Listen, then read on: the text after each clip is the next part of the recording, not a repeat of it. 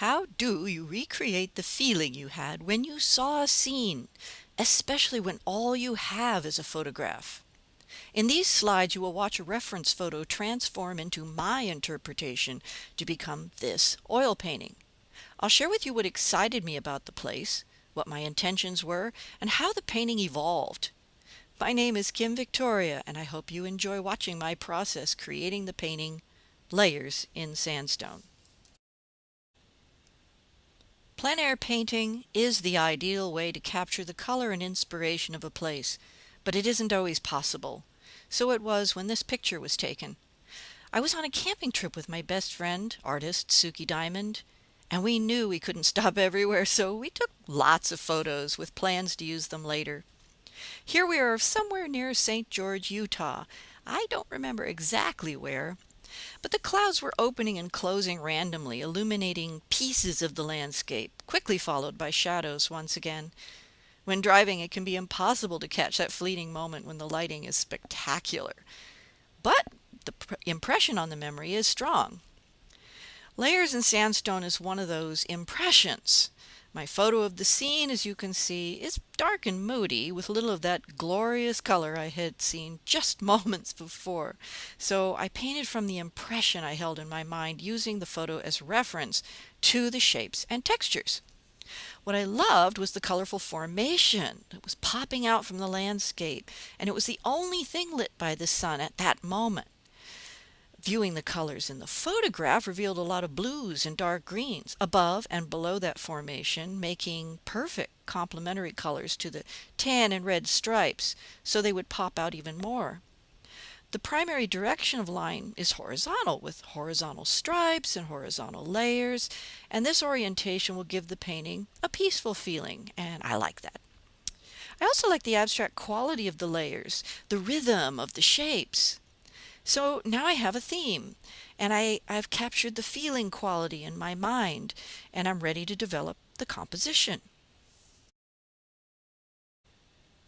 I like to create a plan with thumbnail drawings, notes, and sometimes a watercolor sketch before I paint to help me with the composition and to make decisions.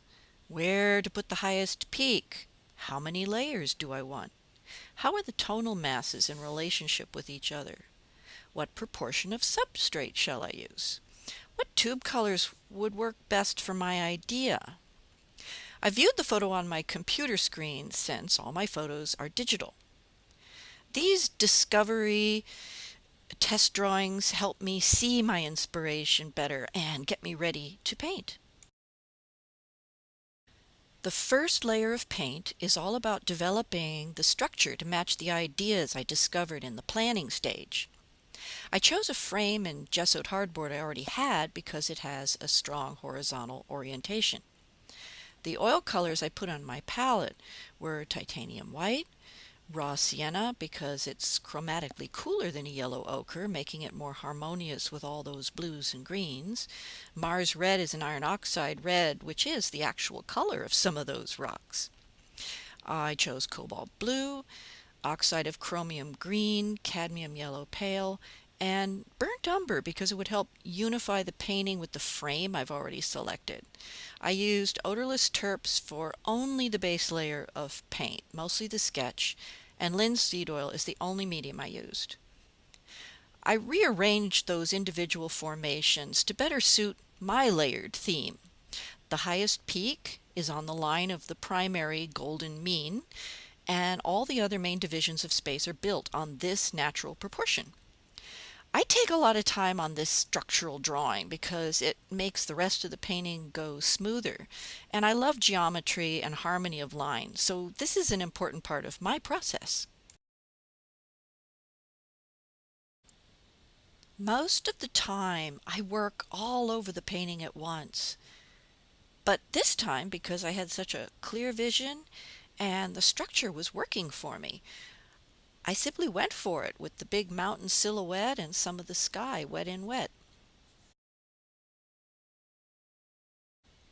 Okay, what happened here was I got so engrossed in painting that I forgot to take pictures in between.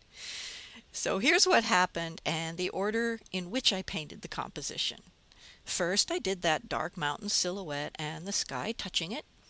Then I did the distant ridge and the sky touching it. Then I finished the rest of the sky.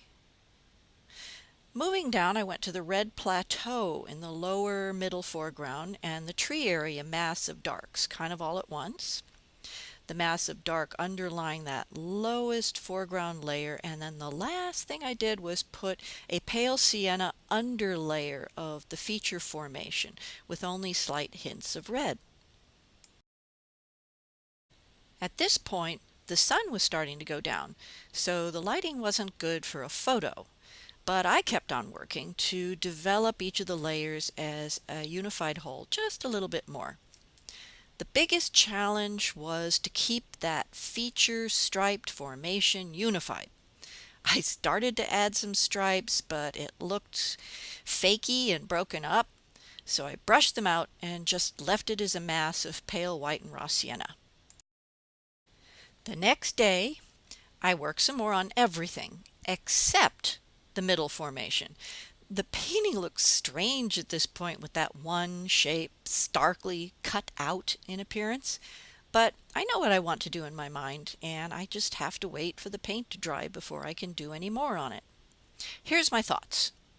I want that striped formation to look like it was glowing in the sunlight while everything else was in the shadows of the clouds. And I learned by doing florals and sunsets, the best way to create a feeling of sunlight is to start with white or a very pale color, allow it to dry, and then glaze transparent colors over the top. This is very much how watercolorists uses white paper to achieve patterns of light in their paintings. And it works for oils too.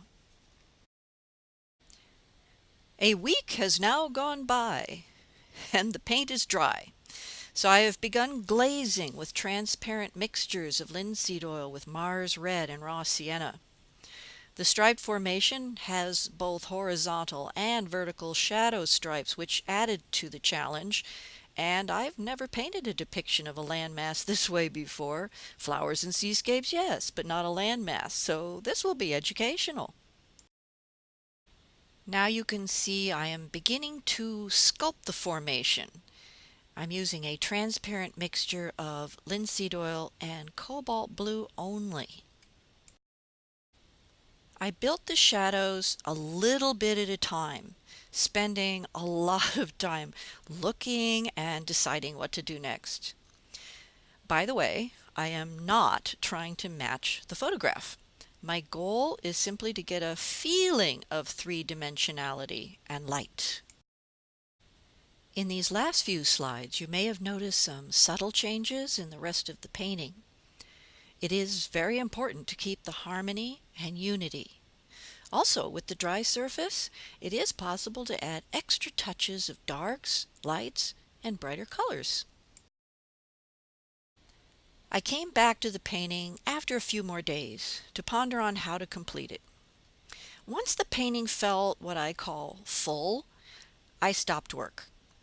In truth, every painting is an experiment, and this one was no different. I didn't know if it would work to paint it this way, but it felt right at the time, and I feel I accomplished the intention I set for this painting. I named it Layers in Sandstone because I realized there are lots of different kinds of layers in this painting. There's the light sienna and red striped layers of the highlighted formation, and it is painted in layers of opaque and transparent paint. Then there's the layers in space of all the elements. There's also layers of color. And there is also a repetition and rhythm of similar shapes across those different layers. I hope you find your visual journey through this painting interesting and enjoyable. And I thank you for taking the time to watch this presentation. I'd love to read your comments, anything you'd like to leave below. Did you find this method of development interesting? And what do you like or don't like? I wish you much enjoyment in your painting experiences. Bye-bye.